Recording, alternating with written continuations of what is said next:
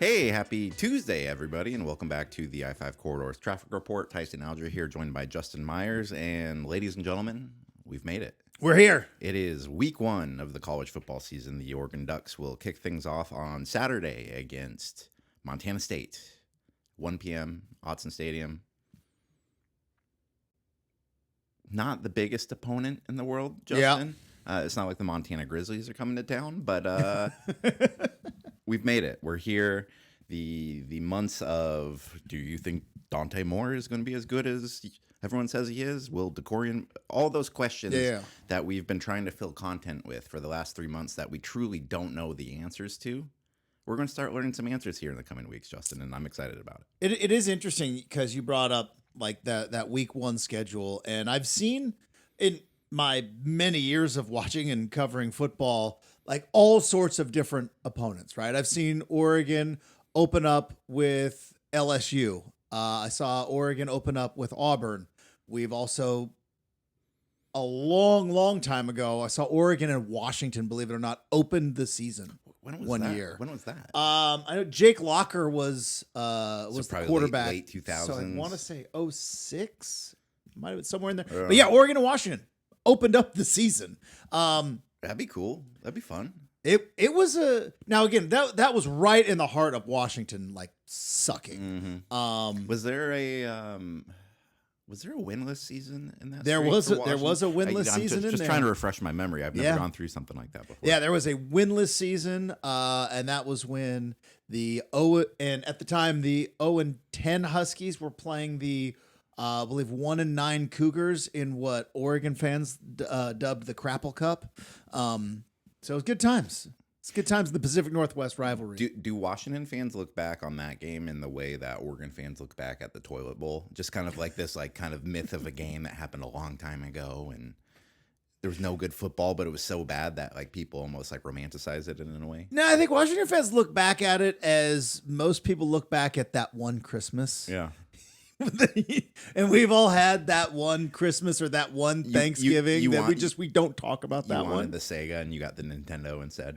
And then a fit was thrown, and then a family fight happened, and maybe like just appreciate the things you have. And then it's like years later you go back, we don't talk about that one Christmas. Yeah. My family, we had, and now we've got to the point where it's kind of funny, but we had that one road trip where literally everyone got sick at different points during the road trip. And it's just like, we're in the middle of Utah.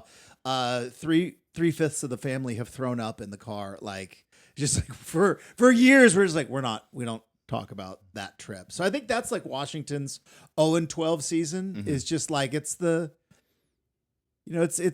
fight at the restaurant that we just don't talk about, but yet your friends keep bringing it up over and over and over again, friends being Oregon fans. But yeah. Just let us finish this meal in peace. If we just get this check. But yeah, I've always been torn on week one because as a fan, the Cupcake week one game is, I think, ideal.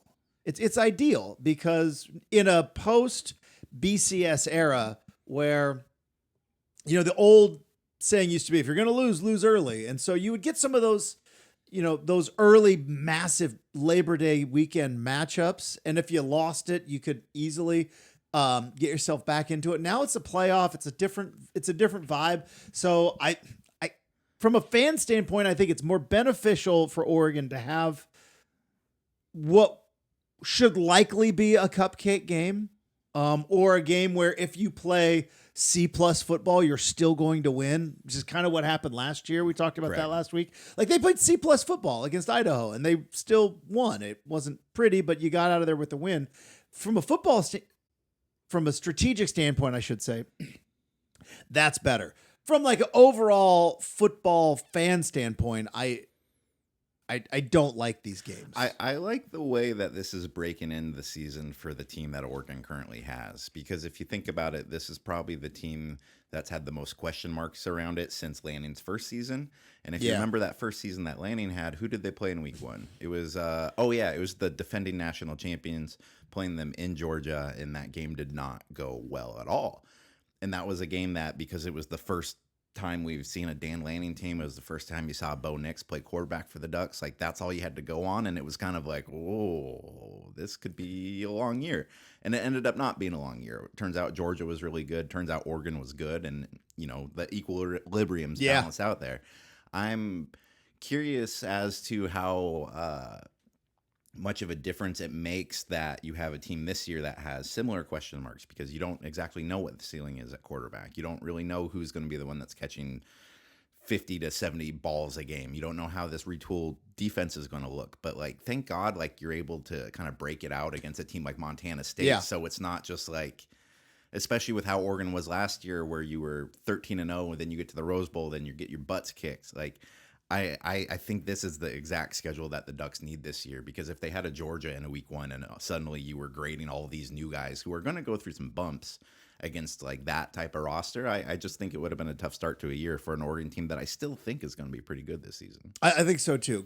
Going back to that Georgia game though, I've always kind of had this idea of a sports genie, whereas like, maybe once or twice as a sports fan or as a journalist, a genie would come out and go, you get one scenario and I will tell you the absolute truth. I will tell you like the absolute truth, what went on. And one of them for me would be like, what must it have been like for Dan Lanning that month? Right. That month of August leading into Georgia. Because it's not just Tyson that they were playing the defending national champions. Dan Lanning. Who did he used to coach, Justin? He was the architect of that defense. Did he win a national championship with them? I can't remember. It was so long ago. And through spring ball, whatever you're doing, you're like, you're just kind of building, and through summer, you're recruiting, and then you get into the fall, and you have to know we are in deep shit. But you can't tell your team that. But he was the only one that knew, like, he's sitting there having to go, hey, anybody can beat anybody. We're going to go in there and we're going to take down the Georgia Bulldogs, knowing full well what they are walking into, and what they had. And like, they were a good team. It turned out like not a national title caliber team, but they were a good top 15 football team, but they were a couple plays away late in the season from being a potential playoff contender. And Georgia just had a different level, and he knew that so much so that after the game, Kirby Smart was like, "Yeah, he just doesn't have the guys yet. He'll get them though." And every Oregon fan was like, "What on earth are you talking about?" And now everybody looks back and goes, "All right, now we kind of get it." But yeah, I wonder what that month must have been like. It had to have been probably similar to what the month has been like for the Montana State coach, who is bringing his Bobcats to Eugene. Montana State is a good program at their level. They're probably not telling the guys in the locker room, like, let's just survive this thing. It's probably like, rah, rah, here's how we beat them. But yeah. They kind of know, right? Like, they kind of know. You have to know. And so I think the really good coaches at certain levels can like find a way to get more than just a paycheck out of the game. Like, what on earth can we do in these 60 minutes where we have no chance of winning whatsoever? And maybe for like 2 or 3 series, you just make yourself believe, I don't know, maybe.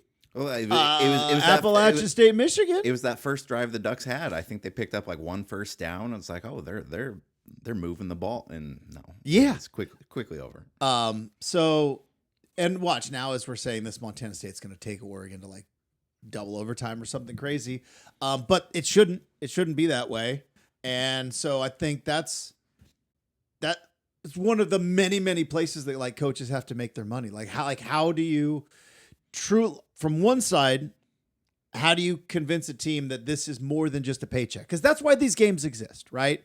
Let's just be perfectly honest. These games do not exist for competition or goodwill, or for good old sport. It is money. This is a game that Montana State is going to travel and get paid handsomely to travel and lose by 35 and maybe have some money in the NIL budget, maybe have some money to upgrade some locker rooms. But this is pure economic. And Oregon has this game, one, to, have kind of one last, I don't want to say scrimmage game, because again, it could all fly in my face of sounding like an elitist, but it's kind of a scrimmage game. And then you'll sell out the stadium, sell a bunch of, hot dog, pretzels, and beers, and they'll make money as well. So if this was, let's say you're a fan and you only have a ticket to one game this season, and it just so happens to be the season opener. Mm-hmm. On one hand, you're like, season opener, this is going to be great. Going to be the first person to see the Ducks this year. On the other hand, there's a chance that you're probably not going to see a very good football game. Where do you take the enjoyment out of a week one game? Because Oregon's had ones in the past too. If you go back and look at like the Chip Kelly era, the Marcus era, there were some games that they won by 60, 70 points. And, maybe you're such a diehard that you can find joy out of every score that pummels the opponent like that, but they can get a little boring maybe in the second half. So like, what's the Justin Myers guide to like what you should pay attention to in a week one blowout? So this is one of my favorite things to talk about, because college football is like pizza. Even when it's bad, it's still pretty good, right? It's still pizza. And that's one of the many bullet points that I love to go over as to why college football is so special. What is that college football secret sauce? I've been to a bunch of NFL games. There is a 5% bump of being at an NFL game versus watching an NFL game at home. It's just 5% a little bit cooler because you're there. You factor in bad weather. Being at home, it's the same experience. As a matter of fact, I've caught myself multiple times, like at a Seahawks game, watching the big screen. I'm like, I could be at home right now. College football is different because regardless of the game, you're going to get there about 2-3 hours early, right? You got your group chat going, like, where are we meeting up? Where's the tailgate? You see a guy you haven't seen since November. Hey, hi. You do the chit chat. You kind of walk around. The early games are playing because the technology is so good that like you can have a TV everywhere now. Like the early games are playing. Like the experience of just kind of hanging out. Like you could have your fill of good times, Tyson, before you even think about kickoff, which is why I love college football. Now, you obviously come at it from a different perspective because you don't tailgate. You have a job to do on Saturday. I had a job for many, many years, and then when I was able to kind of go as a fan, I was like, turns out this is better. This is way better. Much more expensive, but way better. But it's just, to me, that's the beauty of college football, right? Is like, it does not matter the game. Now, big games have a big buzz and everything else, but like, it's Labor Day weekend. It's been a long, hard winter, spring, summer since that Rose Bowl debacle. And you get to like see your tailgate buddies again. You get to see, the people you sit by in the stadium again. The video is going to be okay. I'm curious to see what the video looks like this year, because I have two complaints about Autzen Stadium. Okay. Two. That's it. It's not many. One, for the love of all things holy, it's 2025. We need stadium Wi-Fi. Like, we live off our phones. We live in stadium Wi-Fi. I know it's possible. And we've harped on that before, and we will continue to harp on it again until I will not stop. Oh. I will not stop. Unlike that Wi-Fi, you will not stop. I don't understand how it's still not a thing. Oregon is known for technology. Now imagine how frustrating it is when you actually have to be one of the people who are working during said game. You're telling me my frustration of not being able to get on Twitter to see what everybody is saying about that replay call? See, the thing is you're getting on Twitter to see what I'm saying, and I'm getting on Twitter to say what I'm saying. I think one's more important. And what's funny is we're literally like 300 feet apart from where I sit and from where you sit. Like, you could hang your head down and be like, Justin, it's not a catch. I think we should just need to go back to the old Chip Kelly offensive play cards that you Do the signals in from the sidelines. But yeah, the Oregon, they're building a spaceship to practice in. Let the people have Wi-Fi in the stadium. So that's the one thing. And then because it was so good before, the intro video the last 2 years has left me a little meh. Like I love the duck. Was that the one with like the team coming out of like the HTC? Yeah, and it's like big badass music. Like, and I see what they're doing. It's like the gladiators going in. Right. But like, look, what was the video before? I don't remember. It's a simple thing. You put some cool techno music. You show highlights of big hits and touchdowns. You play Kenny Wheaton's going to score. The crowd goes ballistic. They run out of the tunnel. There's a duck on a motorcycle. Everybody's happy. Let's not overthink this. So I'm curious to see how that is this year as well. Those are my only two things where I go could be better. So you're still big all in on the Kenny Wheaton's going to score.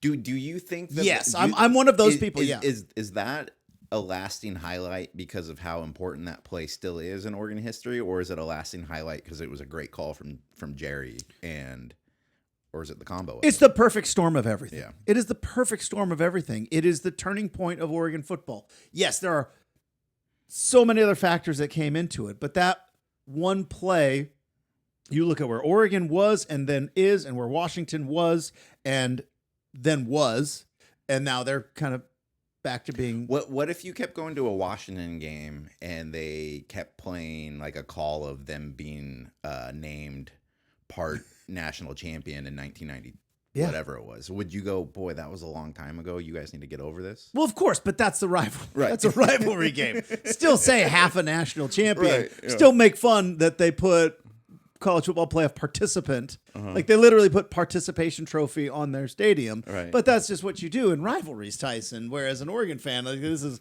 a historic. But all right, I understand why there are some people that say that Oregon needs to get over the pick, and you're fine to have that opinion. You're wrong.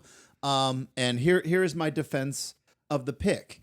It is the greatest moment in Oregon football history. Didn't say best accomplishment. Me and Aaron Fentress used to fight tooth and nail about this all the time because Fentress obviously won. That's the sound of pot stirring. Mm-hmm. He likes to pot stir, and and oh, he's tweeting at us, right? He probably is. I hope he hears this or hears of this, and then he talks to you on Saturday. But there are bigger accomplishments since the Husky win in October of '94. Oregon's played for multiple national championships since then. They've been undefeated in the regular season twice now. They've won a handful of Pac-10, Pac-12, and now a Big Ten title. I get all of that. But this was a moment. It was the Huskies. It was an interception for a touchdown on a perfect play from Kenny Wheaton. It was an absolute knock it out of the park play call from Jerry Allen. It was the feeling of, oh no, here we go again. Oh no, not this time. All into one. And I've always said, like, this is not like your wedding day, or when your children were born. Like, those are the most important accomplishments in most adults' life.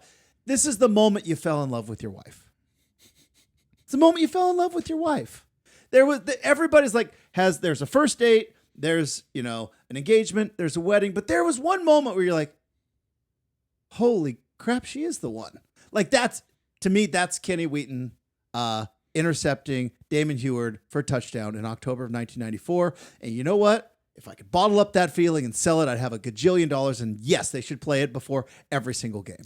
We're just going to clip this for Washington week, and we don't even have to do the podcast now. Can you tell I've practiced this a couple of times? Yeah.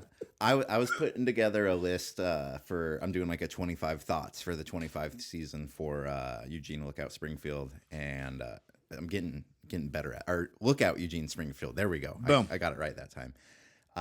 And you get like 13 or so in, and you're like, oh boy, I got to start like eating up some bullet points here. Like 25 is a lot. And so I did a little season preview, like a schedule rating. broke it into 3 categories. I have the games where it's okay to go to your inconsiderate friend's fall Saturday wedding. I have the games where it's okay to go as long as they have decent Wi-Fi and you can watch on your phone. Mm-hmm. And then I have the games where it's what wedding? Yeah. And I'm curious, from your perspective, where does an opener like this land? Because on one end you go, it's going to be a blowout. This is probably one of the ones where I'm like, you know what? I'm going to be that good friend. I'm going to put the effort in. I'm going to go to this wedding, and I'm going to look like that I don't care about the football when it's really kind of eating you inside. On the other hand, it's the opener. You know, it's the first time you get to see the guy. Like I don't think the opener is necessarily in like the top rung of games, but I think it has like a certain level of prestige to it in the same way as do you really ever care who your baseball team's playing on opening day? You don't really care. It's just opening day, right? Yeah, opening day, everybody's in first place. And you know, it's more about kind of like just we're doing this. We got a whole big journey ahead of us on those tiers that you were talking about. For this particular opener, I still would say like, okay, we can go to the wedding, but I will be on my phone. Correct. Like just we need to understand that I will be on my phone, and I'm not going to be very fun. I'm not going to be talking to your cousins an awful lot. Just so you know, I'm going to be on the phone. Yeah. And I've been to a couple of those. That was me during the Wisconsin game last year. My good friends McKinley and Lauren got married. It was kind of a win-win in a way. I wasn't going to go out to Wisconsin anyways. It's kind of an expensive trip when you're independent. But they did the thing where they got married before privately, and then they just had like a reception party sort of thing. So there wasn't any like formalities that you're trying to like hide your phone of like, I can't get caught watching the phone during the toasts, if you will. Got you, because this is fake. Correct. This is all performative. Correct. Yeah. It's they didn't best of luck to the happy couple. Like they didn't actually want us there for their true moment, and so they can't ruin the Ducks' true moment here. As Mateo's intercepting that ball in the fourth quarter, and I'm so last year, first off, I've talked about this a lot on this podcast, about how grateful I am that my wife understands my love of football. And it's one of those things where the person she loves, this is the thing, the person she loves. She does not love college football. She likes it. She does not love it. And she certainly does not love the Oregon Ducks because she's a Husky. It's like bowling to her. You never not have fun going bowling, but you're not. Yeah, but it's not, I don't plan my fall around it. Yeah, like she's not like, boy, like 2 more weeks and I might finally break 250. Like, oh, I can't make any plans in the fall because Justin's bowling. Yes, it's kind of like that. But last year there was a game where there was a wedding, and I was like, yes, it's important to you. We have to go. And it was Boise. And I'm in my and in your head, you're like, this is a safe space. We're fine. Like, yeah. You might be a little like Genty guy's pretty good. Ash and Jenny. And so we're in Ellensburg, Washington, and the Big E, as they call it. And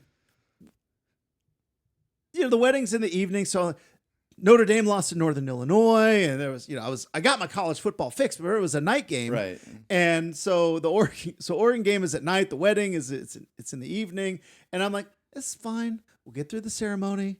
I got a phone, I got YouTube TV, or game was on Peacock. I'm like, I've got a Peacock subscription, we're good. They'll be up 21-0 at the end of the first. Yeah. I'll be able to sing "Coming Home." Then we hop on the shuttle. And I'm like, we're driving away from cell phone towers. Mm-hmm. We're driving away from signals. And we're at a winery with no signal. Zero. Zilch. So none. Was there any like there was, and it was one like it was coming in like briefly. Mm-hmm. Like everyone's, and so all I could really do was check the score. And that was an experience. I still felt like I did a good job of being, because it was her friends, and it's the first time she'd seen like some of her college friends and some of her, and some were at our wedding, but you know what it's like when it's your wedding, you don't get to see anybody. So I'm like trying to be, hey, good to see you again. It's 14-14. Like the thing is under a circumstance like that, though, I'm assuming you probably weren't the only guy at that wedding who might have been trying to keep track of the Oregon Ducks game. Maybe you were. I think I might have been. Okay, so at least there's some. That's the only one that I remember. But at least there's some Huskies fans at this wedding, I'm assuming. Correct? Yes. So at some point, you being the phone score guy, there's gonna be Huskies fans around who are like, the Ducks are like, hey, phone guy, what's the score right now? Like there's a slight window where you can like find a spot to be kind of the hero of the wedding, if you will. And it was a good thing to be like known. And again, my wife let it be known to the table, like, Justin is stressing out right now. His football team's playing. And then the other guys were like, whew, okay, now I have permission to talk about sports with this guy. We don't have to talk about our children or 401ks or whatever else you talk about at a wedding. And so that game happened. And then on the shuttle, get down, run into the hotel for the Wi-Fi signal to see the field goal. And it's like, whew, all's well, it ends well. But in terms of like the Oregon kind of game day vibe, you kind of mentioned like, what would be like, I know what I think are the can't miss things from a fan's perspective. Obviously, I want to be there even though I just kind of crapped on the intro, it's still awesome. Yeah. Like, football teams running through a tunnel is awesome. Like, it's just, it hits you right in the adrenaline button. Regardless of the opponent, it's just like, this is a big deal. And then last year when they brought out the fire, that was pretty sweet too. But I do think like tailgating beforehand, getting there early, it kind of became like a sneaky new tradition when they introduce the mascot, and then the Ducks got like a little skit. A little something extra. Which I thought's kind of a cool new thing. I think that's actually worth being there for, especially if it's like around kind of either like a holiday or potentially a rival of an opponent. Yes. There's always some little quirk there. It's interesting because you and I definitely have different perspectives on this, because you have sat in my seat inside the odds and not exactly my seat. Let's not be ahead of ourselves here. But you have sat in the press box and you have sat in the stands as a fan, and you have probably been a little queasy in the parking lot. Very true. All of those things. I've been one of those things, and so my list of like must kind of see at Autzen is probably a little slimmer than yours. Like things such as like make sure you're in the hot dog line early at the end of the first half, and like those things probably don't pertain to the general public, but the motorcycle is pretty damn cool still. Like at the tail end of the intro when like the Duck gets on the Harley and blasts out on the field with the whole team trailing, like that's especially like early in the season when you have all this anticipation and buildup. That's still like a pretty like 50-50 goosebumps moment. If you will. It's always it works every time. Yeah. And then you get a kickoff. Where are you on the Matt Kearney song? I'm indifferent to it. I don't think it's going to be one of those things where if they ever stop doing it or if they like update it or whatever, suddenly people are going to be like, no, like you can't mess with that history and tradition. I don't think it's as bad. Like, and then there's like another spectrum of Oregon fans who like absolutely hate it. I don't think it's at that level. So I think it's just kind of what they do. It felt a little, because that video I believe came out in 2014. It felt like there was a lot of let's try to take advantage of every like celebrity alum that we have at that time, because it was like let's get songs by Matt Kearney, let's get Ty Burrell to film a whole bunch of stuff. It was just kind of very like, look how cool we are, and that at the time that song felt a little bit forced, and now I'm just like so used to it after the first quarter that when the clip comes around and it's Joey Harrington catching the pass. Yeah. I like it. I kind of like it. Yeah. Like I think it starts a little slow. It ends well. It's interesting. I like it.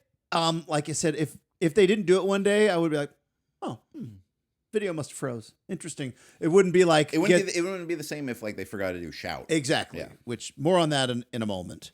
I do have a friend who shall remain nameless. But you know that scene in the movie Major League when they call Vaughn out of the bullpen and they play Wild Thing, and Rachel Phelps is like, I hate this effing song. That is my friend. Every time Really? I see him at the end, he just sits there. I don't get it. I'd hate this song. I'm not. So it is interesting that you brought up there's kind of a little pocket group of Oregon fans who are what are we doing here? What would the thought process be on this if instead of Matt Kearney's song, they instead swapped it out with "I Love My Ducks," and they just played the "Sup With You Girl" video? Yeah, I feel like people would like that. I wouldn't be mad about it. Matt Kearney probably wouldn't like it. Yeah. Sup With You Girls would the be so pumped. They sell some more T-shirts. Guys, yeah, I was going to say the Sup With You Girl guys are probably more expensive than Matt Kearney was. But I mean, I think that kind of goes back into why maybe some people were a little apprehensive to embrace this thing, because the Sup With You Girl guys released their first song in 2009 as the Ducks were going to the Rose Bowl. I smell roses, and it was a massive hit. And like anytime you have a massive hit, there's a billion of copycats that come out, not only around the country, but at Oregon itself. Every few years, there's a new like, all right, we're going to do I Love My Ducks too. And it's some like group of like dudes in their 40s who are like rapping around Eugene. And it's terrible. Stop doing that. You're never going to like the off chance that the I Love My Ducks song was good. The chance that happening was so small and they hit it. There's zero chance you're going to be able to replicate that in like a 2.0 video, unless maybe the boys do it like they did with Return of the Quack. However, so I think when the Matt Kearney song came out, there was a lot of like, oh, great, here's another song about Oregon. Like, this is going to be cheesy. And I think because it was a very different genre, maybe it had a little bit more sticking power than it should have. You know, it's funny. I've never written a song in my life. That shouldn't surprise anyone. But like, you know how there are like certain types of movies, right? You make a sports movie. You're good. You go through some hardships, montage of working out. Oh, here Emilio Estevez is skating on the lake. He's getting his head clear. It basically, they made Rocky 3 back in the 80s, and then every sports movie since then is Rocky 3, but with said sport. It's like Mad Libs for you're good. You get a little too good. You get back down to earth. You got to get back to what got you good. Training montage. Big finale at the end. Big finale at the end. Our hero emerges victorious, and that's you write that. You're gonna write a pretty good sports movie. There's a formula to it. Was that the Mr. T one? That was the Mr. T one. Clubber Lang. Yeah. There's like a formula to like a sitcom. Exactly. There is no formula to a sports anthem. The universe decides what shall and shall not be a sports anthem, because you're right.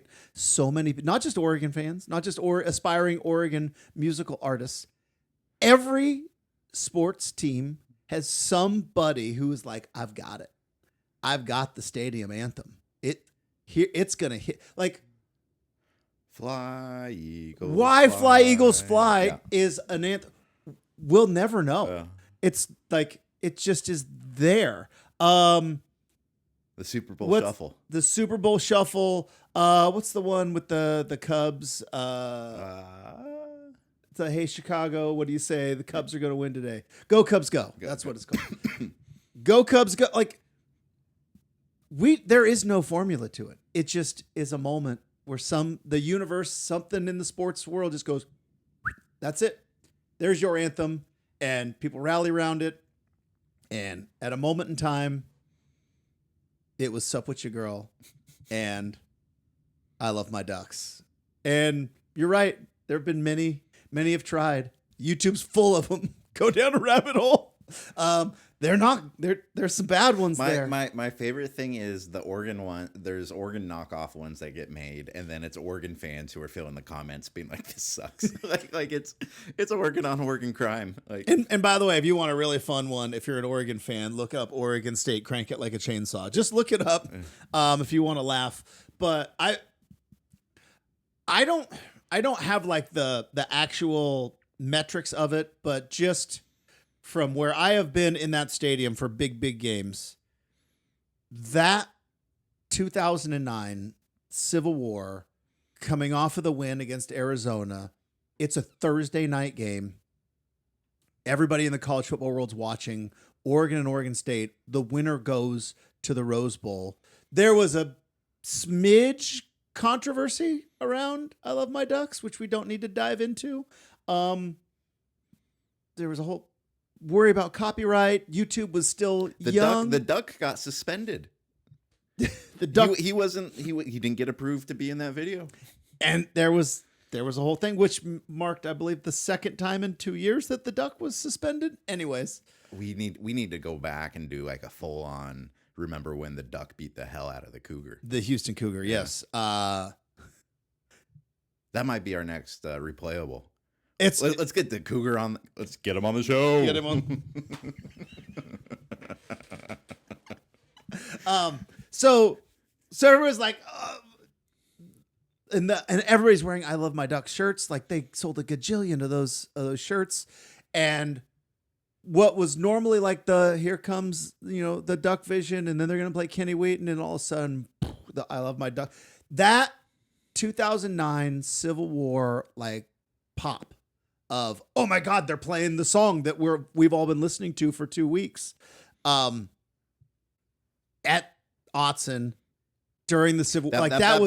I wasn't there, but I imagine that was probably one of the best time and place moments in Oregon history, to be honest. It was so awesome. Yeah. It was because I know the pop you can get in the stadium when atmosphere, moment of the game, and then PA system is synced up just correctly. Where it's just like you're sitting on a keg of gas, and you're just like, that's the match that sets it off. Like exactly, and that was it in that moment in time.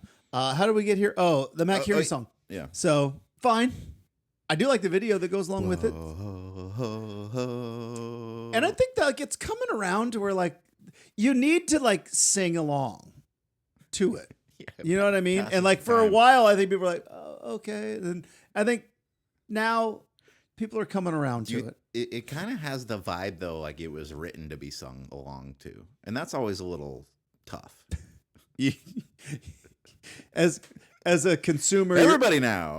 As a consumer, you're like, don't tell me what to do. Yeah, exactly. I shall not wave my hands in the air. And as a matter of fact, I do care. Stop it, Matt Kearney. So where were you when the Ducks sucked? Writing songs back then. But so the Matt Kearney song, cool. Yeah. Where are you on the halftime show? I know, like, you're not watching it because you are usually that's hot dogs and dessert, right? Have they changed it? No, they still. I haven't been. I've watched one game in the press box since 2019. And after I did that, I was like, yeah, I don't need to come back up here. I'm not a huge press box dessert guy. Okay. Like people go crazy for like the O cookies. Like, it's a little too sweet for me.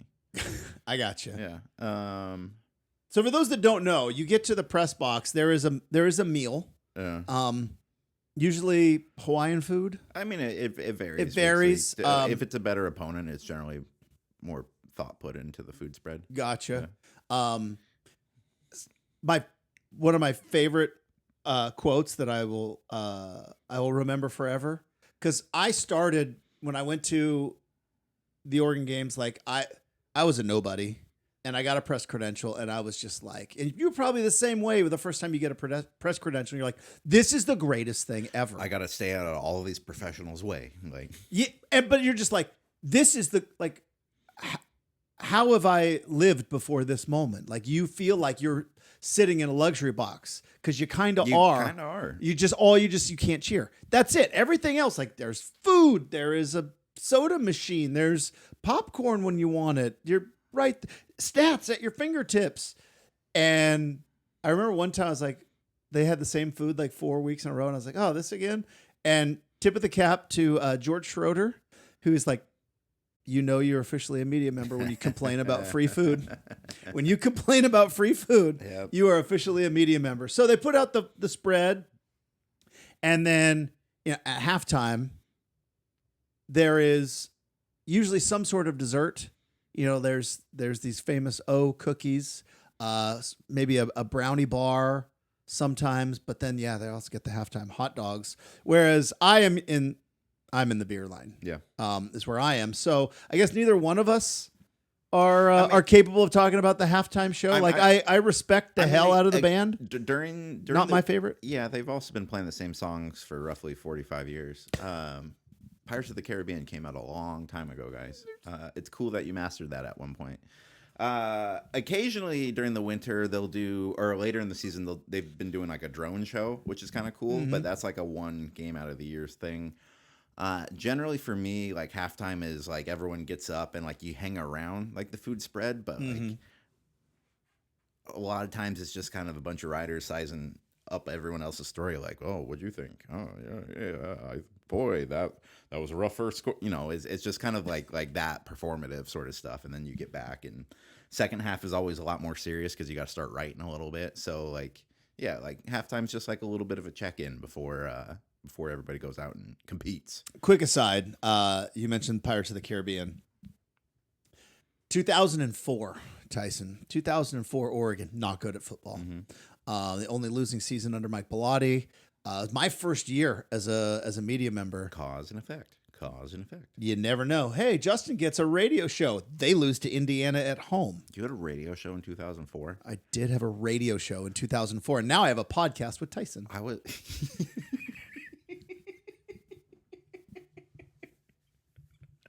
Yeah, same here, bud. Same here. Which is awesome. Yeah, no, still talking into microphones, but yes, I had a radio show in 2004. If you can believe that. I was just going out for the hockey team in 2004.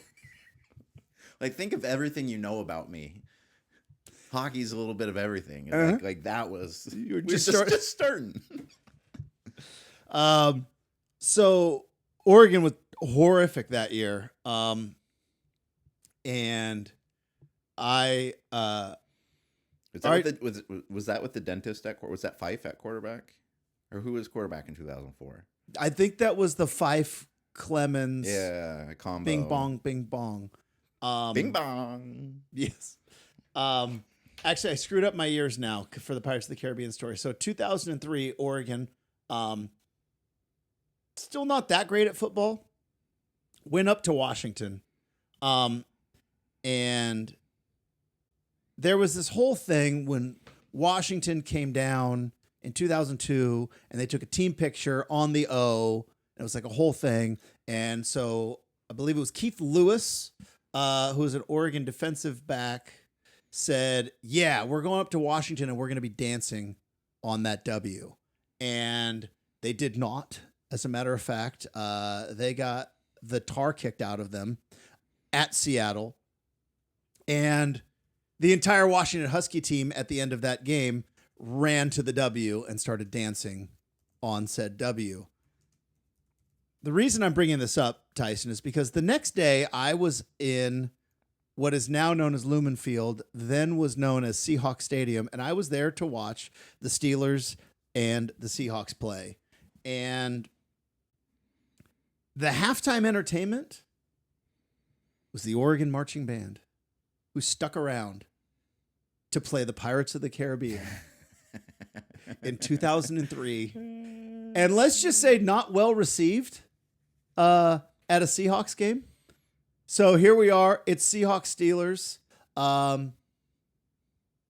Ladies and gentlemen, please welcome performing the Pirates of the Caribbean, the Oregon Marching Band. And they were swiftly booed off the field. That was 2003. Still hanging on to Pirates of the Caribbean. What time of year was that? Was that late? That was November. Yeah. Very cool. It would have been a lot funnier if that happened to be, because you know how like the first 3 weeks of the season, the marching band is like the alumni marching band because school hasn't come in session yet. It would have been funny if it was the alumni marching band that went up there and got booed off the. A quick aside, because we're talking about music and Washington games. Back when Big Boy, the rapper's son, played for the Ducks, Cross Patton.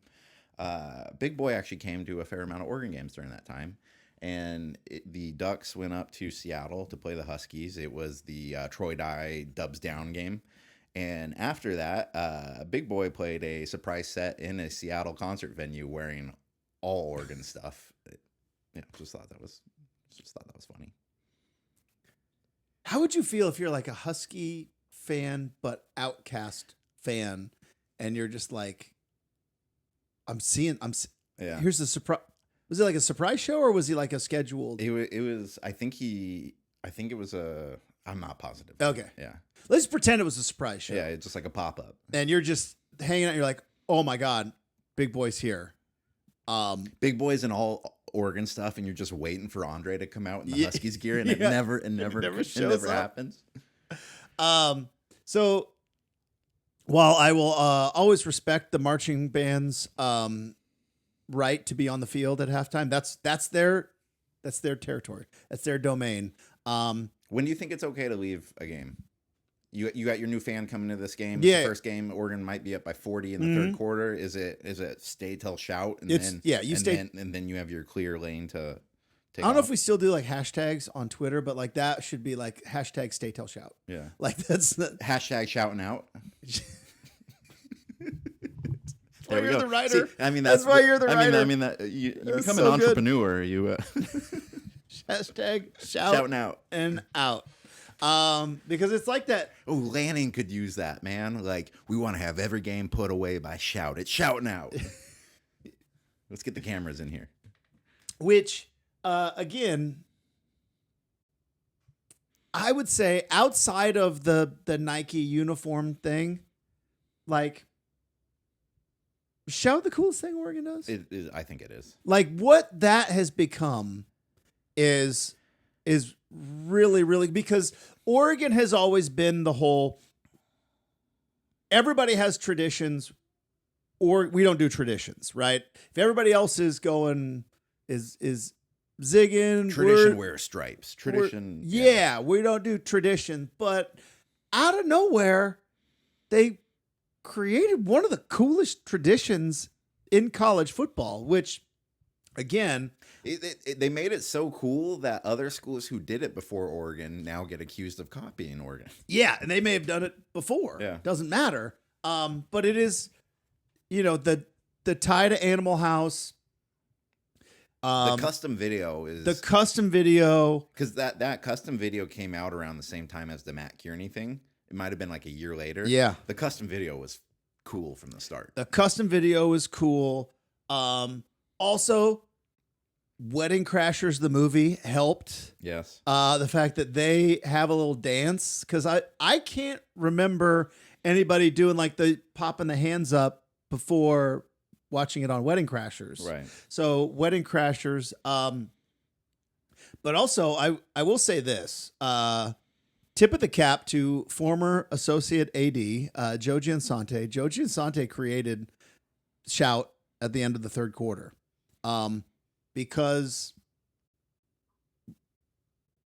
you had jump around at Wisconsin.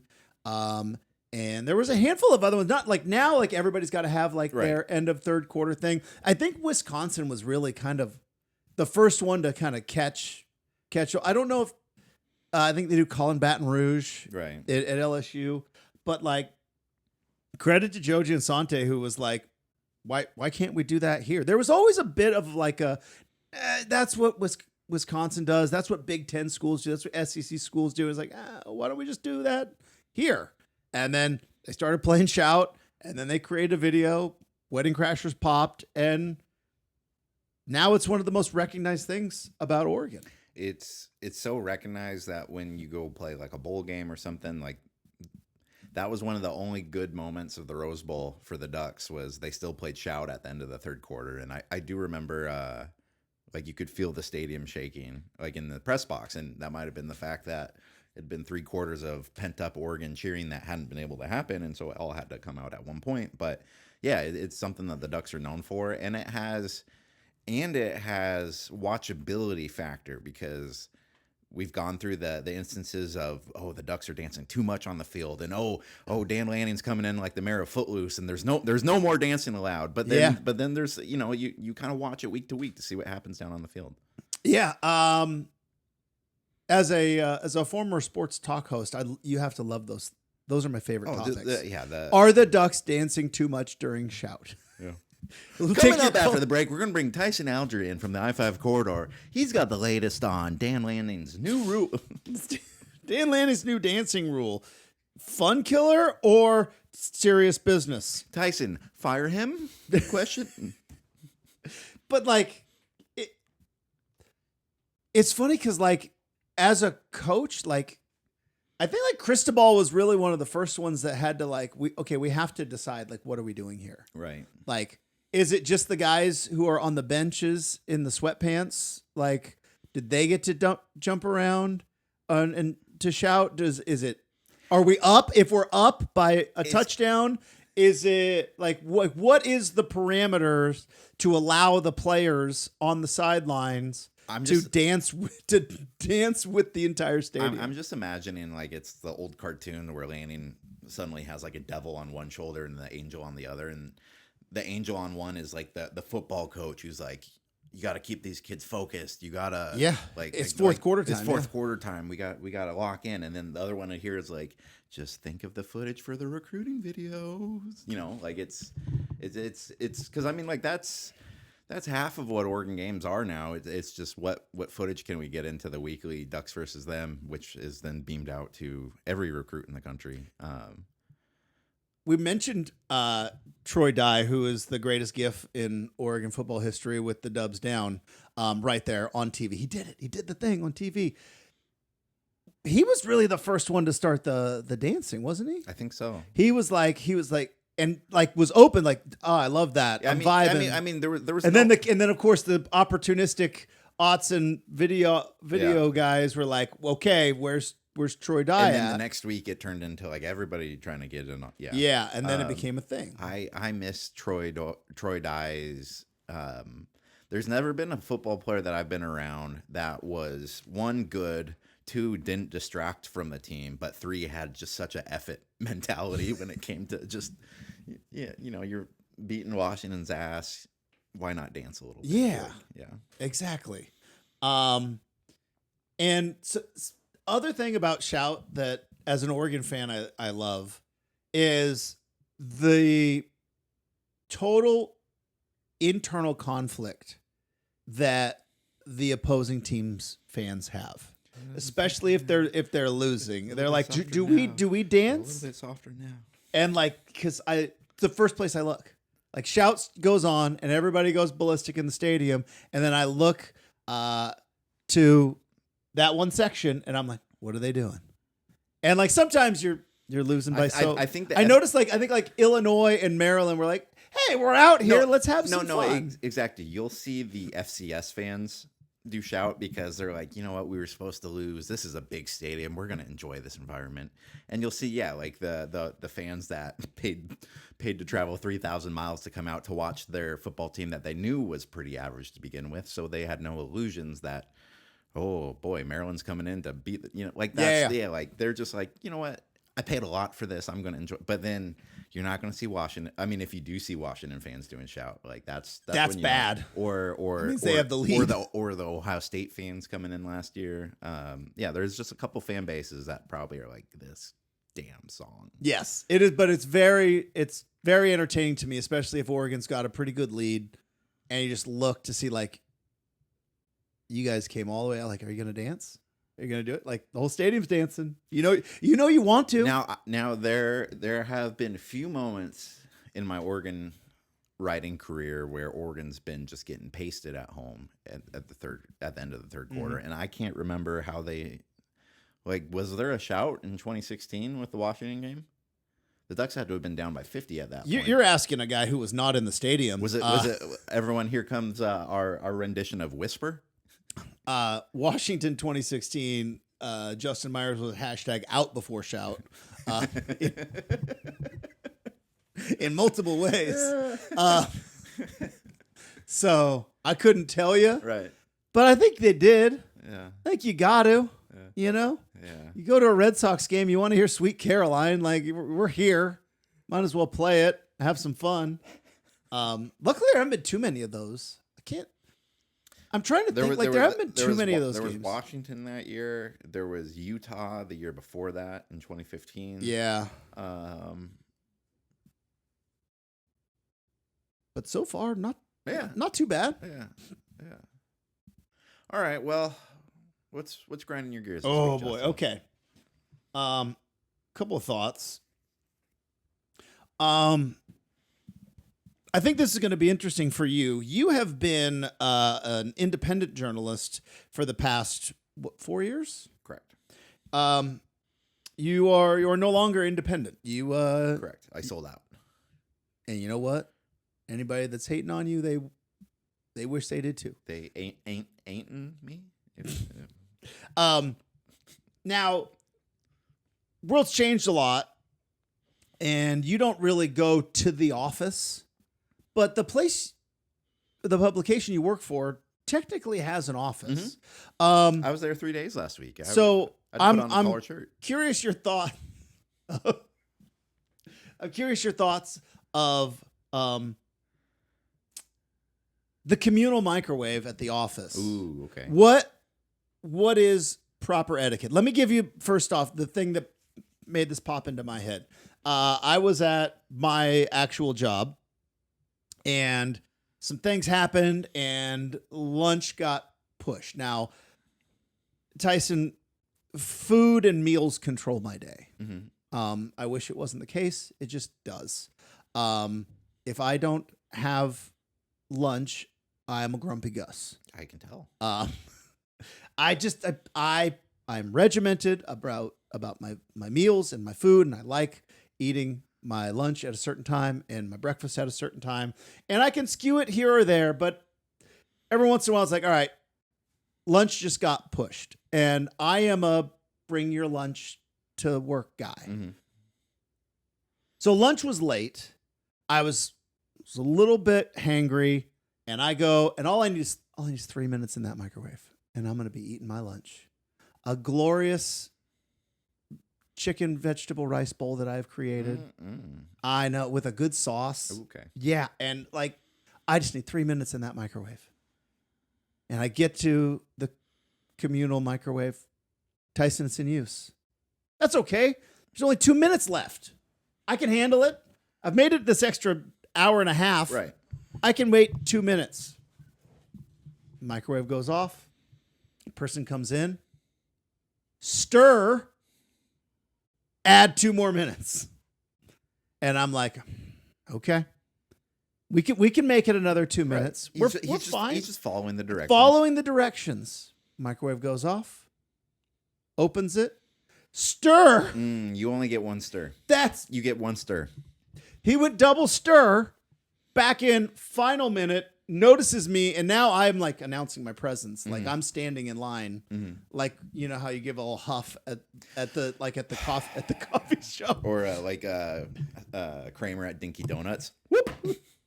And he turned. He's like, oh yeah, this is the last time. This is it. I'm like, so I was just that made me think of communal microwave etiquette. Would you have been less offended if you went as you arrived if there was just 5 minutes on it? Or yes. Okay. Yeah, that's the countdown. Yeah. I can handle the countdown. It's the not knowing. Like, are we doing 2 more stirs after this? I'm glad there got more complicated factors to it, because initially when you're coming in there and you're like, oh, mine's going to be a quick 3 minutes, like that's a long microwave time too. You got to admit that. Like that is fair. Like, yes.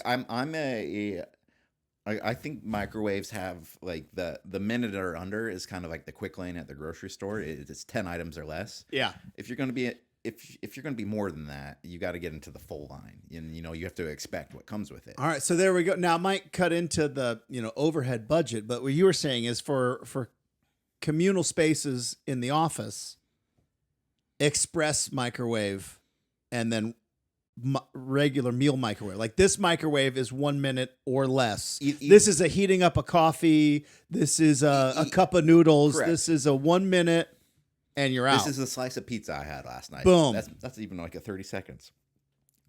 I think that if you're above from 1 minute to 2 minutes, there's a little bit of wiggle room. But if you're above a 2 minute microwaver, you got to let the sub ones go in front of you. I think it's just a common courtesy. It's like at the grocery line, like, oh, you only have I've done that at Costco because there's no real express line at Costco. Right. But somebody's like, some guy I was in there and like some construction guy got sent there and he's just buying a case of waters. Like he's buying waters for the crew.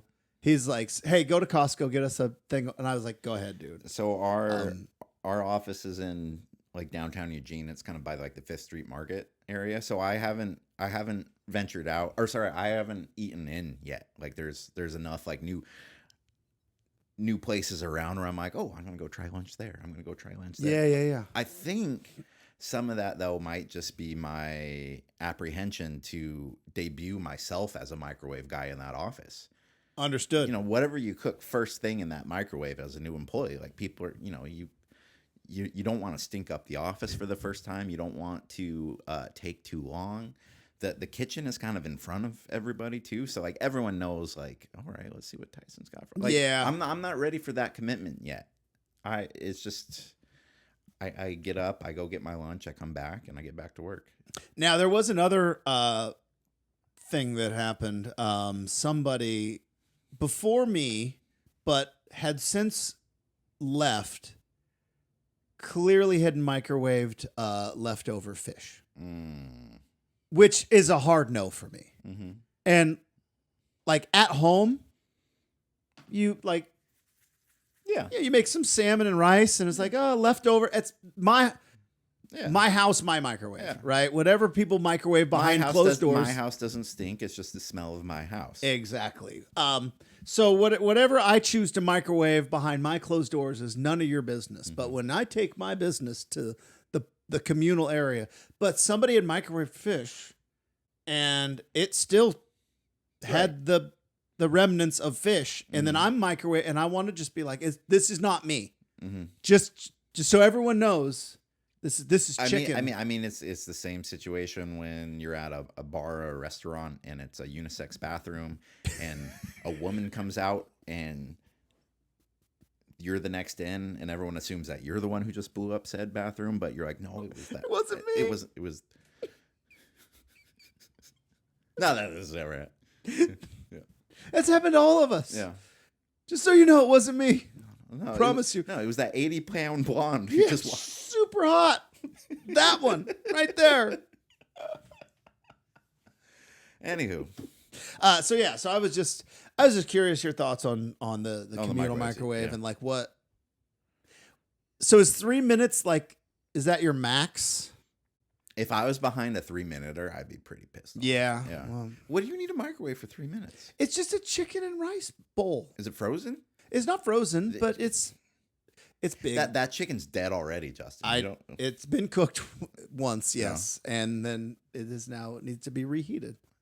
I don't stop. What would be worse? Which we kind of already discussed. 3 minutes, or what if I did minute and a half, stop, stir, second minute, I'm 30 seconds under, I've stopped and stirred. I think if you're a minute and a half and then with a stir in between there, it's upon you to converse with the other people in line with the microwave to see how much time they need. Because if they only need like a 45 seconds or so, I can stir while they keep that thing purring.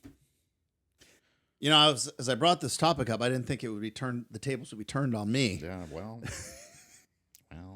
All right, what else you got? How much pride do you take in picking an awesome place to eat that's new for everyone? Like, where do you rank the joy of picking a new place and it hitting? Where do you rank that on in your like a boy, I hope they talk about this for a while scale? It's pretty high up there. Yeah. I'm trying to think of what's the last. We're not super adventurous, man. Like we kind of get stuck in our ways up here in the Johns, but yeah, there's a level of satisfaction to it. But is it the old adage of I hate to lose more than I love winning?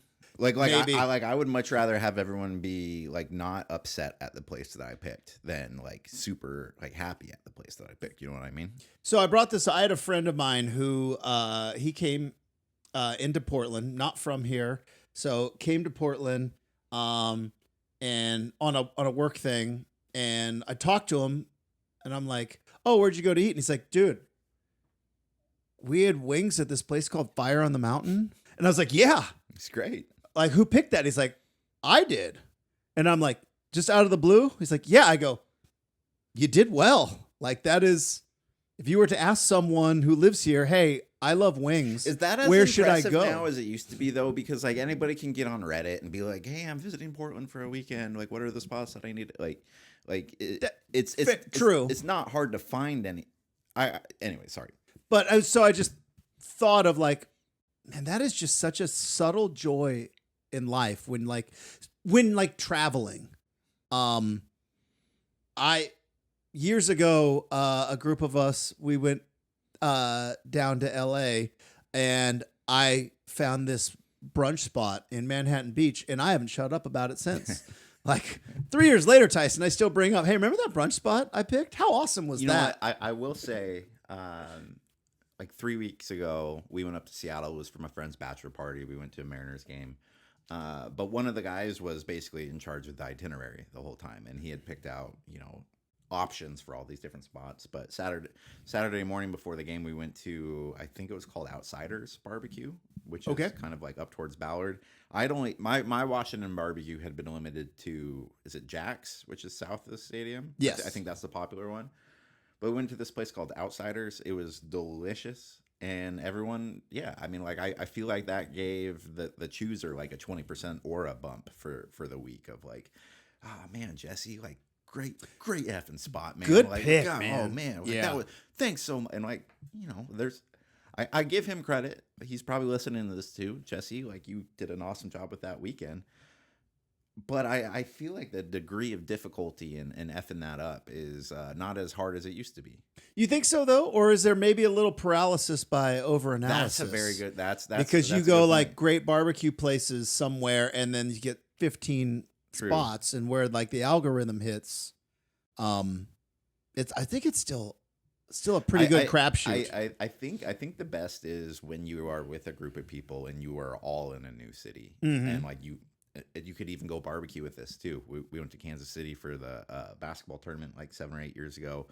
You can get a little intimidated by the amount of said barbecue places and that, because you just go Kansas City, they got good barbecue. I imagine every place is great. Not every place is great. You need at least a guide to get you there. All right, question for you. When you and your lovely wife go out to dinner, and like you've said, you've picked out your spots, but let's say try and maybe not even a new spot, but only been there a handful of times, or your friends have picked a spot. Do you scope out the menu before and have your order ready before you even leave the house? I do a little pre-reporting, if you will.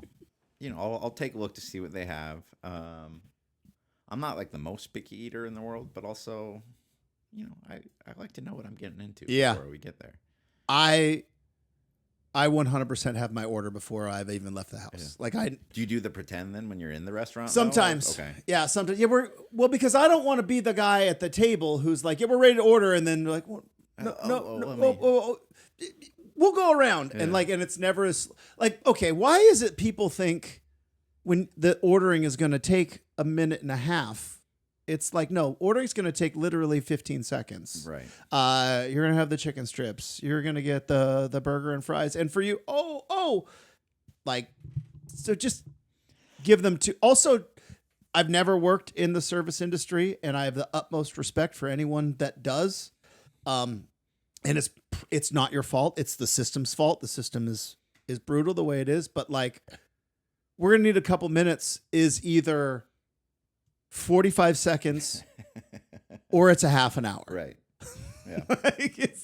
But yeah, I have just if you go out to dinner with me, just know I have my meal, my order already prepared in my head, and I'm ready to. I will say the most recent example of this that I can remember is so Allie and I had never been to Clyde's Prime Rib here in Portland, but we had always heard from friends that it's a cool place and you need to check it out because it's got like just like a certain Portland tinge to it, yeah, you know, if you will. We had our family coming into town. It was my brother and sister-in-law, their kids, mother-in-law, and we were thinking of like what's a place that's going to have like big seating that might be okay for the kids to come in, but it's still going to, you know, be good for the adults. And so we're like, let's try out this Clyde's Prime Rib. We told them all it's great. It's a Portland staple. Yeah. Like, you know, and we get there and it worked out perfect. Like it was fine for the kids. Like the ordering wasn't too I mean, it's a steakhouse, you know, like, but it was just, yeah, there was a level of satisfaction there of like putting something on a pedestal for people before they had even come here, knowing there was some risk involved because we hadn't been there. And then the execution was flawless. Much like the one time Costanza made the trip to the airport in like 20 minutes that he would never stop talking about. Right. I picked the greatest restaurant of all time. It was Christmas of 2019. Ooh. My wife and I and her family that included her mom and dad, her brother, sister-in-law, 3 children, very picky eaters. Mm-hmm. Mother-in-law, pescatarian, will eat fish, but kind of vegetarian. In Breckenridge, Colorado, Christmas night, no reservations. And I nailed it. You're playing on difficult settings, yeah. my friend. Again, and I nailed it. Yeah. This place we got in just in time. We got a table for how many would that be? Table for 9. Dude, we gotta save this for the relunchables.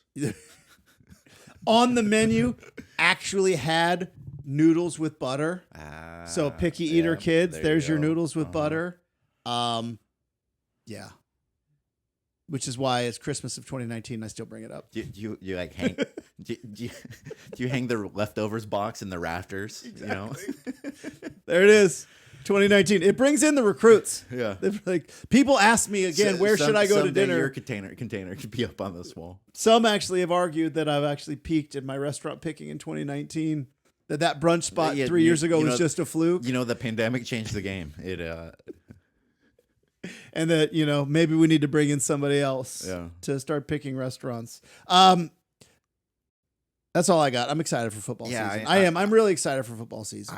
I really am too. I very much have enjoyed doing the podcast for the last couple weeks, the last couple months, but I'm not much of a prediction guy. Like I'm very upfront in the fact that like I have no idea how this season could go. I have a few ideas of how I think it could go, but I think the one thing that keeps us coming back to sports week in and week out, year in and year out, despite all the things that we keep saying that are changing that suck, is the fact that we don't know. We don't know how good this Oregon team can be. We don't know how bad this Oregon team can be, but we're going to find out here in a couple weeks. And that's it is also like the best thing. Like this week is like as a football fan, like this is like your last non-regimented week. You're going to go into Labor Day and obviously there's just college football, but then like Tyson, most people are going to get Monday off. Thursday, the NFL is going to start. Well, Tuesday rankings are going to come out. Then we got Thursday night NFL football. There's going to be a sprinkling of Friday games somewhere. We're not going to have a single podcast for the next 4 months where you get here and you go, "What do you want to talk about?" Yeah, like exactly. Like we have our path. And then college football, and then opening Sunday, and then Monday Night Football, and then there we are. We're off, and we're going to blink, and it's going to be Christmas, even though it doesn't feel like Christmas because it is a gajillion degrees in Portland today. Yeah. Well, thanks for listening, everybody, and thanks for making it through another off season. We got ducks and kitty cats on Saturday, and Justin and I will be back next week to talk all about it. Goodbye.